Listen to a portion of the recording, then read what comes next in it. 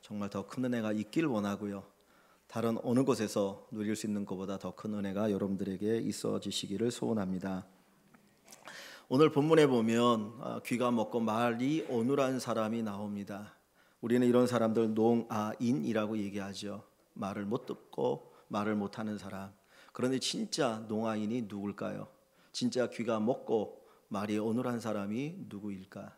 예수 믿으면서도 하나님의 음성을 제대로 못 듣는다면, 예수 믿으면서도 하나님의 말씀을 제대로 못 듣는다면 그 사람이 농아인이 아닐까?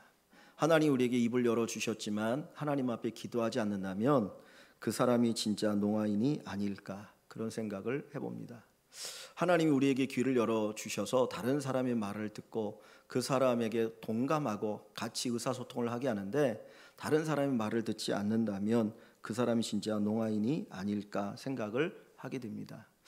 우리 주변에 많이 아파하는 사람들이 있습니다. 마음이 아프고 삶이 힘들고 어려운 사람들이 있는데, 그들의 아픔의 그 부르짖음에 우리가 귀를 막고 있다면 어쩌면 우리가 농아인일 수 있겠죠.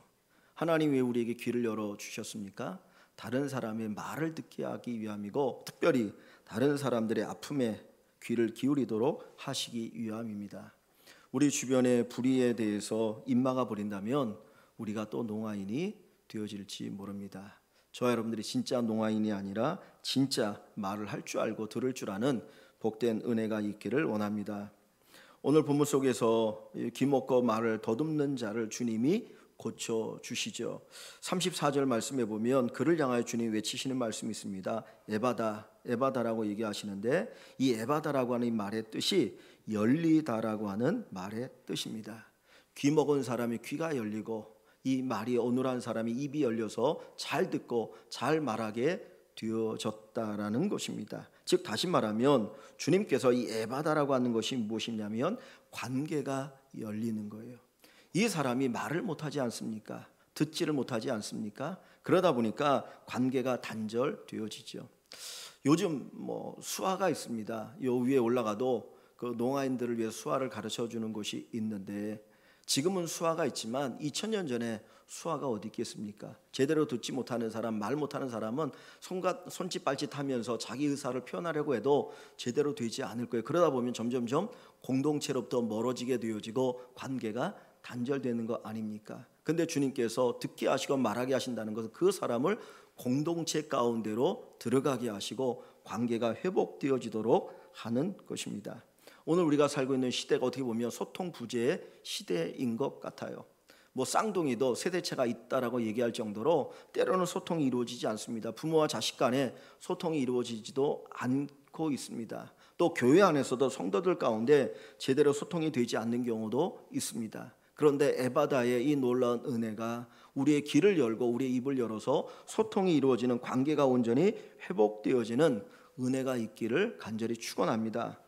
예수님은 소통하시는 분이시죠. 예수님 소통하시는 분입니다. 하나님과 소통하셨고 사람들과 소통하시죠. 그래서 예수님께서는 피곤하셔도 하나님 앞에 기도하는 시간들을 가지셨습니다. 또 예수님은 사람들과 관계를 맺어가는 시간들을 가지셨습니다. 오늘 우리가 읽은 본문 31절을 봅니다. 31절에 보시면 예수께서 다시 두로 지방에서 나와 시돈을 지나고 데가볼리 지방을 통과하여 갈릴리 호수에 이르시매 그랬어요. 자, 여기 보면 세 군데 지방이 나오자 하나는 두로고 하나는 시돈이고 하나는 데가볼리라고 했습니다. 제가 지난주에 설교를 하면서 이 지역은 어느 지역이라고 그랬죠? 이방인 지역이라고 했어요. 이방인 지역. 유대 지역이 아니고 이방인들이 사는 지역입니다. 예수님은 유대인으로 이 땅에 오셨지요. 유대인들은 이방인들과 소통하지 않았습니다. 관계가 단절되어 있었습니다. 그들을 무시했고 때로는 개취급하였습니다. 그런데 예수님께서 지금 두로 지방에 가시고 시돈 지방에 가시고 데가볼리 지방에 가시는 이유는 뭐예요? 그들과 뭐 하시기 위해서? 소통하시기 위해서, 그들에게 복음을 전하고 그들과 관계를 맺으시기 위해서 주님이 그들을 찾아가시는 거예요. 예수님은 의도적으로 사람들을 만나십니다. 그들과 함께 하십니다. 그들과 교제하십니다. 그들과 이야기를 나누고 계십니다. 이것이 바로 소통하시는 예수님의 모습입니다. 예수님께서는 세리와 죄인들의 친구라고 손가락질을 당하셔요. 유대인들, 경건한 유대인들은 죄인들과 밥을 먹는 일이 없습니다. 왜냐하면 함께 자리를 한다는 것이 그 죄가 내게 오염이 된다는 거예요. 거룩한데 어떻게 더러운 자들과 함께 할 수 있느냐? 그리고 함께 하지 않거든요. 근데 예수님은 세리들에게 찾아가셨고 죄인들에게 찾아가셨고 그들과 함께 식사하시고 그들과 함께 교제하셔요. 그게 예수님의 모습입니다. 예수님께서 갈릴리에서 사마리아로 유대 땅으로 가실 때 일부러 사마리아 지역을 가시거든요. 사마리아인과 유대인은 거의 원수지간입니다. 역사적으로도 그렇고. 그런데 주님이 그곳에 가셔서 거기에 한 수가성에 있다가 한 여인을 만나죠. 우물가에 주님이 미리 계실 때 한 여인이 우물가에 물을 길러 옵니다. 그때는 낮 12시입니다. 사람들이 다니지 않는 그 시간, 너무 뜨거운 시간에 한 여인이 우물로 길러 와요. 이 여자는 과거에 여러 명의 남편이 있었던 여자입니다. 동네 사람들이 손가락질합니다. 저 여자는 품행이 단정하지가 않아, 죄인이야. 근데 주님이 그 여인을 만나시죠. 그리고 내게 물을 달라고 요청합니다. 그러자 여인이 하는 말이 뭡니까? 당신이 유대인인데 어찌하여 나에게 말을 거십니까? 유대인들이 사마리아인에게 말을 거는 적이 없었어요. 근데 주님께서는 그 여인에게 말을 거십니다. 그것은 그 여인과 관계를 맺기 위함입니다. 소통하시기 위함입니다. 오늘 예수 믿는 저와 여러분들은 소통하는 사람이 되어야 합니다. 우리 주변에 그 사람들이 어떤 사람이든 관계없이 소통할 수 있는 공동체를 만들어갈 수 있는 귀한 성도들이 되시기를 주의 이름으로 간절히 축원합니다. 여러분, 십자가가 뭡니까? 십자가는 위에서 아래로 연결되었고 옆과 옆이 연결되어진 것이 십자가 아닙니까? 하나님과 인간을 연결시키는 것, 소통하게 하는 것이 십자가예요. 사람과 사람을 소통하게 하는 것이 십자가입니다. 그래서 에베소 2장에 보면 그 막힌 담을 허셨다라는 거예요. 유대인들은 이방인을 아주 무시했습니다. 이방인들은 또 유대인을 무시했습니다. 그래서 그 사이에 엄청난 담이 있어서 결코 소통이 이루어지지 않는데 주님이 십자가에 못 박혀 죽으심으로 그 담을 허셨다 그랬어요. 그래서 서로 소통하게 하고 교제하게 하시는 것입니다. 그리고 나서 주님이 만드신 것이 뭐냐면 하나의 새로운 사람을 만드십니다. 십자가를 통해서 새로운 존재를 만들어 가시는 거예요. 그래서 고린도후서 5장 17절에 보면 누구든지 그리스도 안에 있으면 새로운 피조물이라. 이전 것은 지나갔으니 보라 새 것이 되었도다. 십자가 안에서는 유대인도 없고 이방인도 없어요.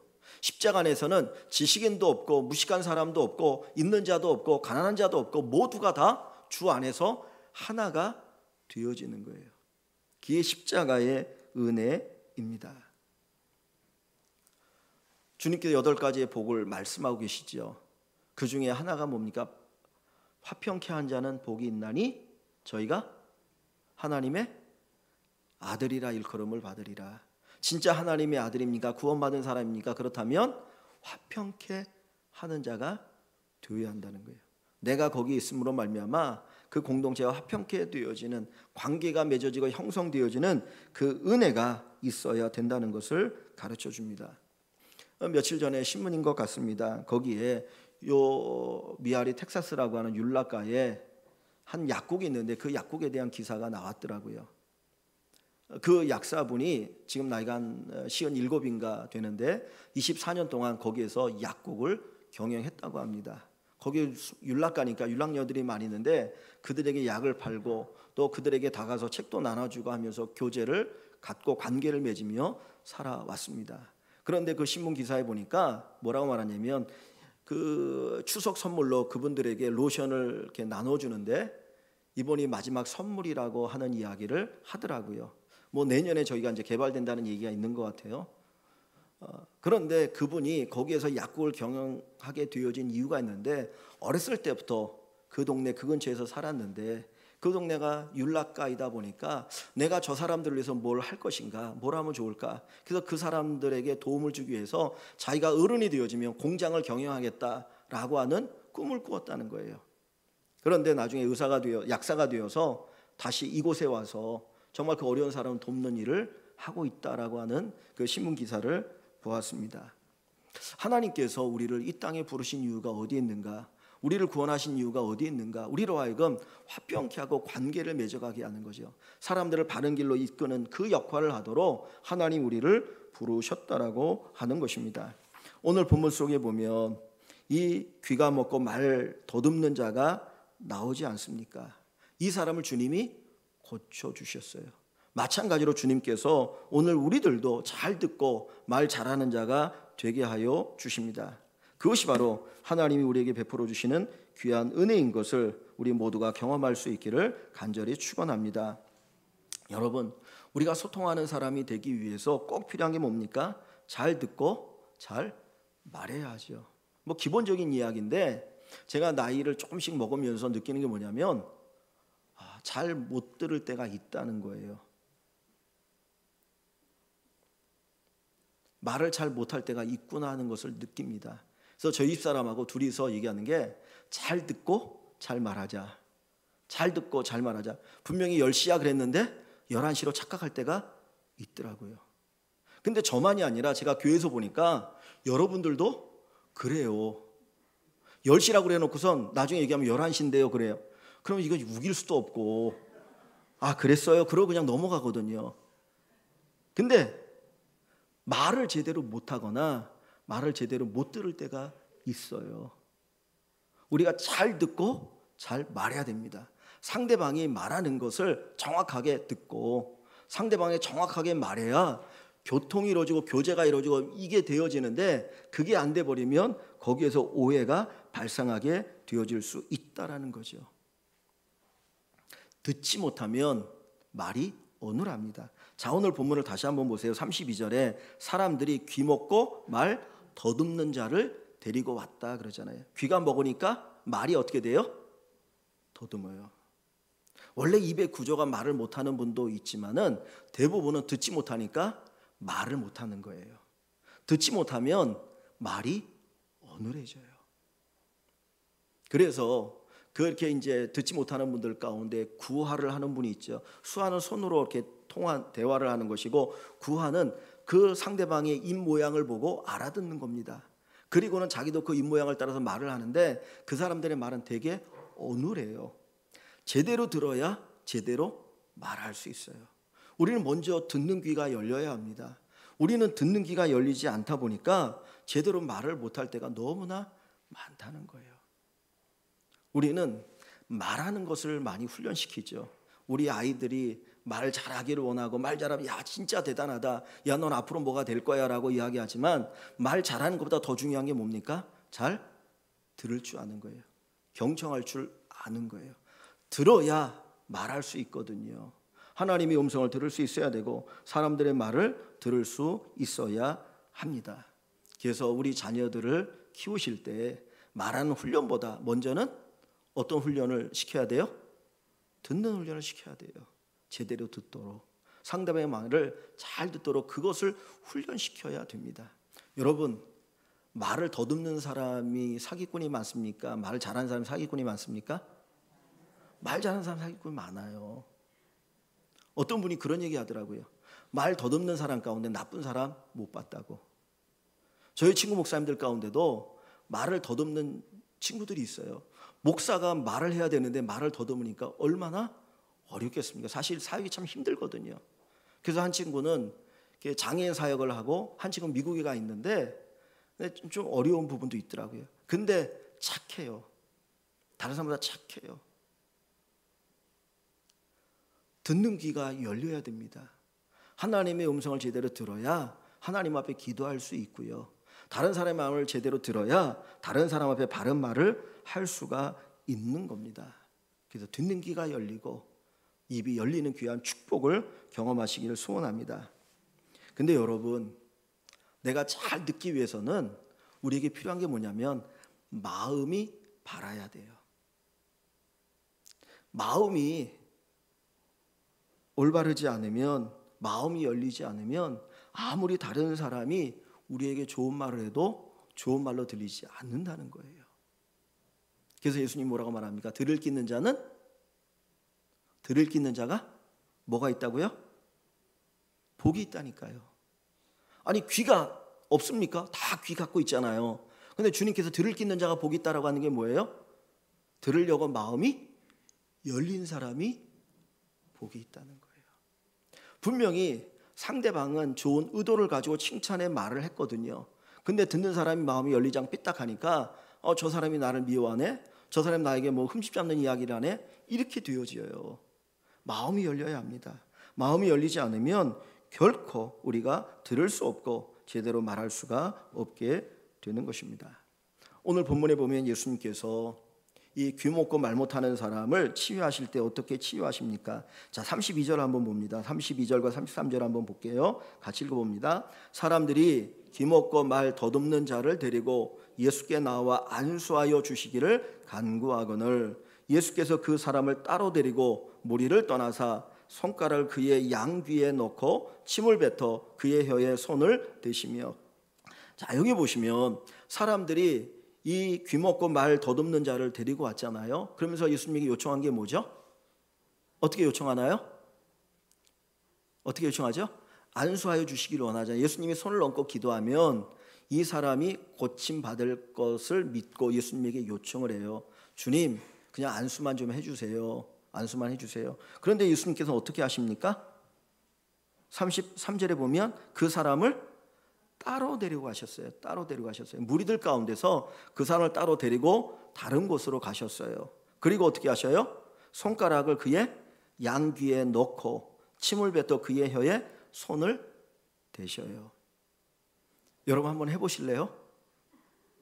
귀에다 손가락을 대고 예수님께 침을 뱉어가지고 그의 혀에 대시며 손으로 이렇게 만지셨어요. 이렇게 하셨거든요.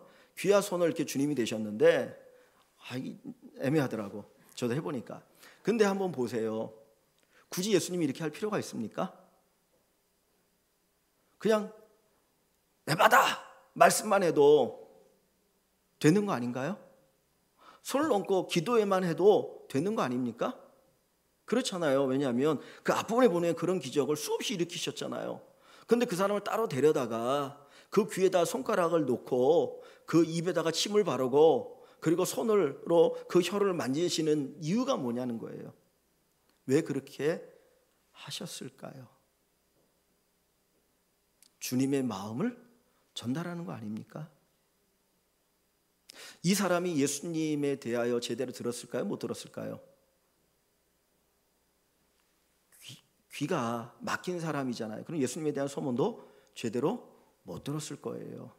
단절되어진 삶을 살았던 사람이 아니겠습니까? 그런데 그 사람이 예수님에게 나왔어요. 자기의 의지보다는 다른 사람들이 야, 예수님이 이렇게 능력 있는 분이니까 한번 예수님한테 가자. 그러면 너 나올 수 있어. 그래서 끌려온 사람일 수 있다는 거죠. 그 사람을 주님께서 먼저 뭐 하시는 거예요? 마음을 열게 하시는 거예요. 주님의 손이 그의 얼굴을 닿을 때, 주님의 손가락이 그의 귀에 닿을 때, 아, 이분이 나를 위해서 뭔가 하는구나, 이분이 나를 뭔가 사랑하는구나 라고 하는 것을 느껴지는 거예요. 그때 마음이 어떻게 됩니까? 열려지는 거죠. 주님께서는 먼저 그의 마음을 열고 계셔요. 그리고 나서 그에게 기적을 일으키니까 그의 귀가 열리고 입이 풀려서 말을 하게 되어지는 것입니다. 여러분, 마음이 열려야 됩니다. 우리가 누군가 교제할 때 먼저 그 사람의 마음을 열 수 있어야 합니다. 마음을 열지 않으면 아무리 내가 유창한 언어를 가지고 말을 한다 할지라도 그 사람의 귀에는 조금도 들리지 않아요. 그런데 이 마음을 열지 않고 무조건 말만 하다 보니까 그 사람이 마음이 꽉 닫히니까 내가 말하는 것들이 오히려 그 사람에게 역효과가 일어날 수 있다는 거죠. 여러분이 마음을 여시기 원합니다. 주님은 그냥 이 사람을 고치지 않았어요. 그냥 말씀만 하셔도 되고 그냥 주님께서 안수만 하셔도 되는데 주님께서 이런 행동을 하신 이유는 바로 그 사람의 마음을 활짝 여시기 위함이었던 것입니다. 제가 많은 경험은 아니지만 그 경험에 의하면 장애가 있는 분들이 마음에 상처가 많아요. 우리 그렇잖아요. 우리도 건강할 때는 괜찮은데 몸이 아프면은 그냥 말 한마디 한마디가 짜증이 나고 막 상처가 되어질 때가 있거든요. 내가 건강할 때는 괜찮아요.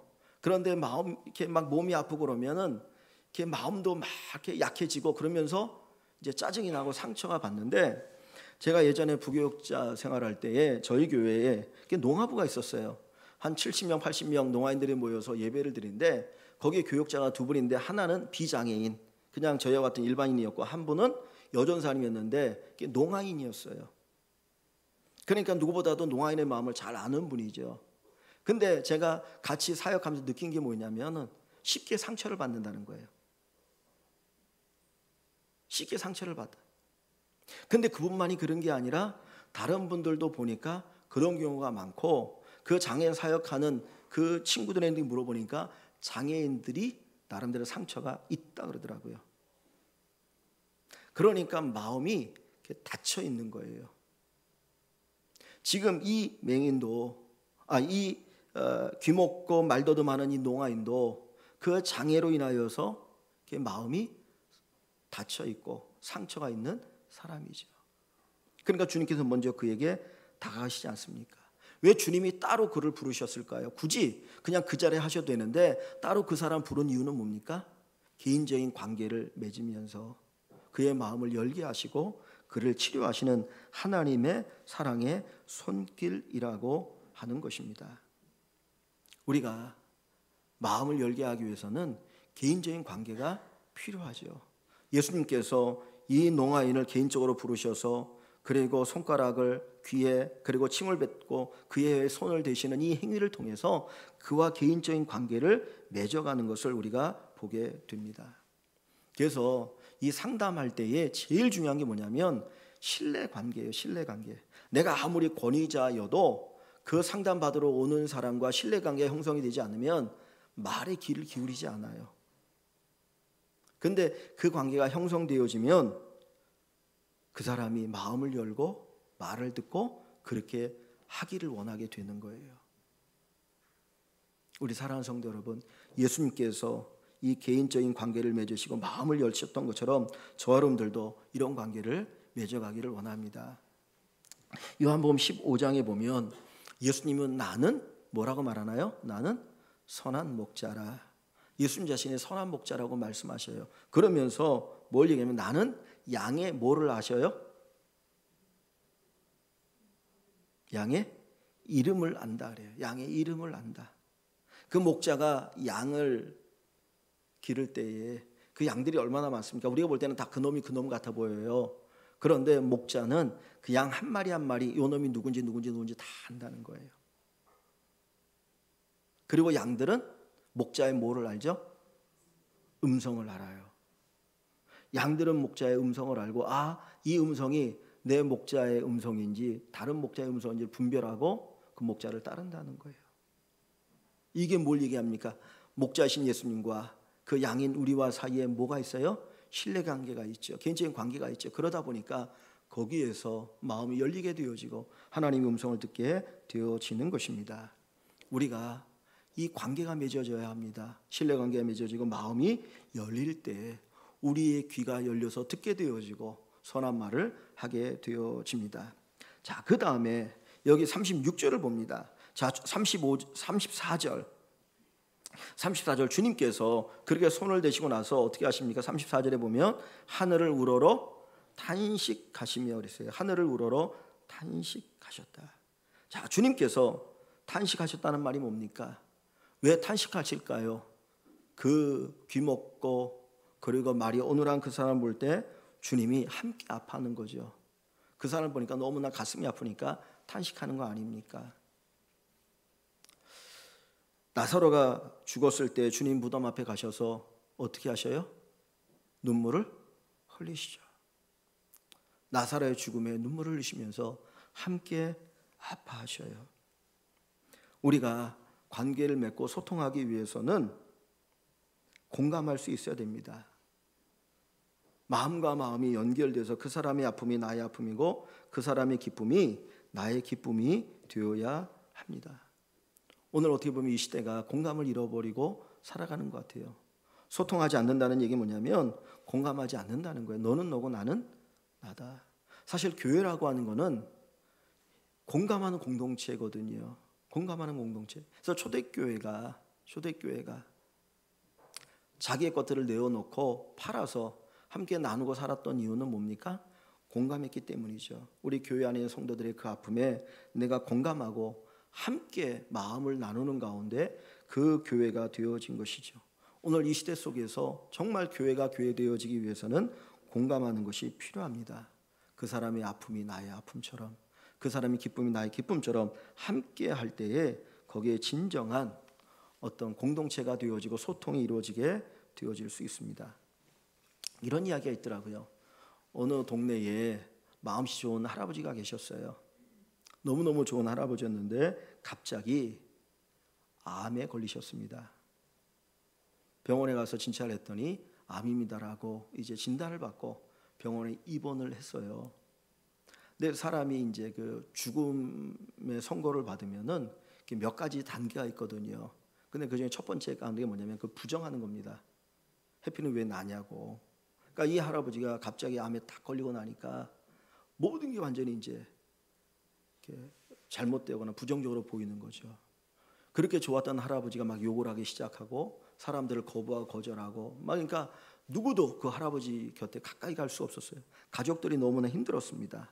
그래서 할아버지가 가까운 친구들을 초대해서 어떻게 할아버지의 마음을 좀 녹일 수 있을까 막 했는데 도무지 안 되는 거예요. 그런데 얼마가 지난 후에 그 동네에 작은 꼬마 아이가 할아버지를 한번 봤으면 좋겠다고, 할아버지가 병원에 계신데 내가 할아버지 보러 왔다 그러니까 처음에는 가족들이 말렸다가 가족들이 이제는 허락해 줬어요. 제 아이도 또 쫓겨나면 어떡하지, 상처받으면 어떡하지 하는 마음을 가지고 있으면서 그래도 왔으니까 이제 할아버지를 만나겠는데 한 20분 정도 흘렀는데 할아버지가 막 소리를 지거나 욕하는 게 없는 거예요. 그러더니 그 다음 조용했습니다. 그래서 나중에 물어봤어요. 야, 너 어떻게 했는데 할아버지가 아무 욕도 안 하고 이렇게 얌전하시니? 그랬더니 이 아이가 하는 얘기가 저는 아무 얘기도 하지 않았어요.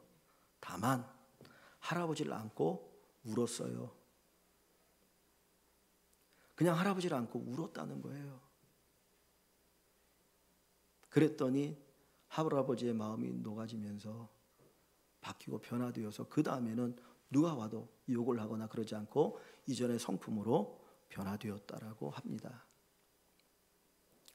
공감하는 마음이 필요합니다.